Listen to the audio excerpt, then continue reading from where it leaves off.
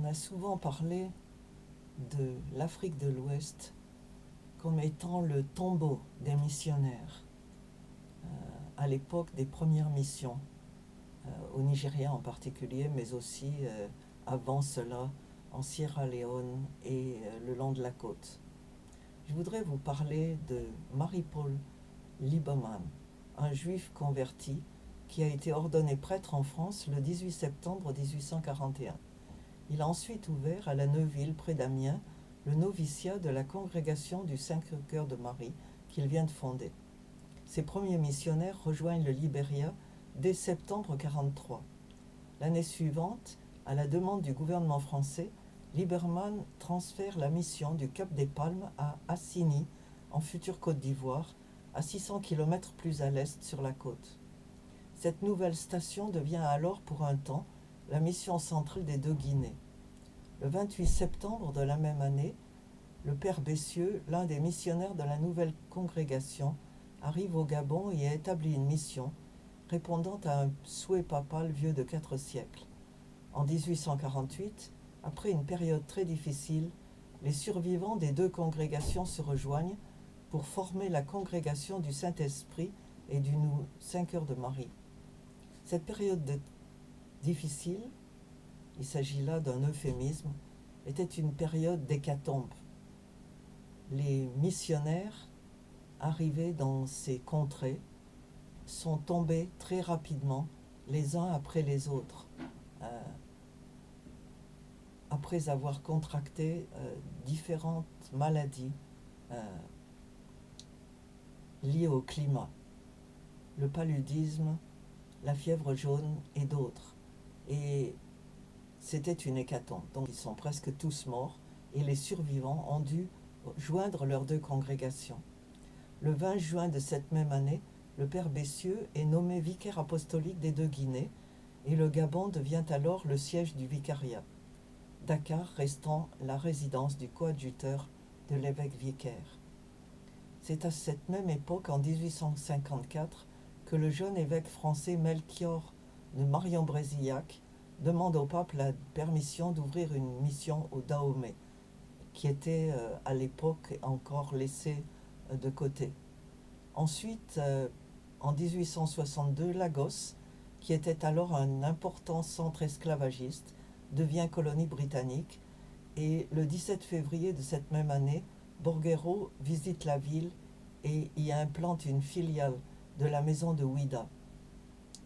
Il informe en même temps la Société des missions africaines de Lyon du besoin imminent de prêtres parlant anglais et portugais pour la colonie britannique. Et ensuite, finalement, en 1871, arrive à Lagos un autre Français, Jean-Baptiste Chausse de la SMA, ayant séjourné à Londres et parlant couramment l'anglais, ce qui va lui permettre de fonder la mission d'Abeokuta en 1880. Je saute le détail de cet article qui a été publié il y a quelques années pour vous parler d'un des missionnaires qui a eu un impact très important, Aimé Gano, qui a écrit une grammaire Ibo publiée par les missionnaires en 1899 et ensuite un vocabulaire de la langue Ibo. Et ces missionnaires ont eu un rôle très important. Ils ont été finalement remplacés par des missionnaires britanniques de la Church Missionary Society, la CMS, qui continueront d'étudier la langue Ibo, suivant les Français, pendant quelques années encore, avant la grammaire d'Igwe et Green, publiée après l'indépendance. On sait que ces missionnaires ont eu un rôle très important. Le développement actuel de la linguistique et de la littérature Ibo, qui a permis la publication de grammaires, de dictionnaires et d'une production littéraire de valeur, doit certainement beaucoup à l'œuvre missionnaire et aux catholiques français, SMA et spiritains en particulier, qui peuvent être reconnus comme des précurseurs non seulement sur le plan linguistique, mais également comme ayant ouvert la voie à la coopération actuelle entre la France et le pays Igbo dans le cadre des relations franco-nigérianes. Ces missionnaires ont bien entendu également et surtout amené l'évangile en pays Igbo. Et le fait que le pays Igbo soit un pays, une région très chrétienne aujourd'hui, doit beaucoup à ces missionnaires. Maintenant, vous pouvez toujours décider renverser, d'essayer d'effacer leur travail, de parler d'eux comme de, de gens poussés par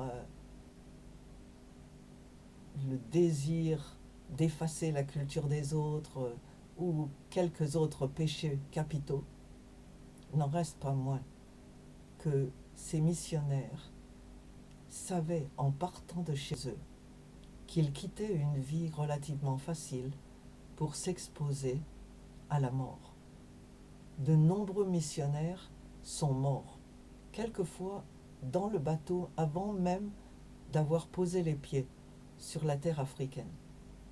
Ils n'ont pas hésité à rester de longues années quelquefois sur place dans ces pays, que ce soit la Sierra Leone, le Bénin, le Nigeria. Et sans eux, la langue Igbo aurait tardé encore plus à être écrite. Ce n'étaient pas des saints, mais ce n'étaient pas des voyous, et encore moins des criminels. Et je vous invite à apprécier le travail et les sacrifices de ceux qui sont venus en Afrique pour apporter quelque chose et respecter les autres, étudier leur langue, étudier leurs coutumes. Vous n'auriez peut-être pas fait la même chose dans les mêmes circonstances.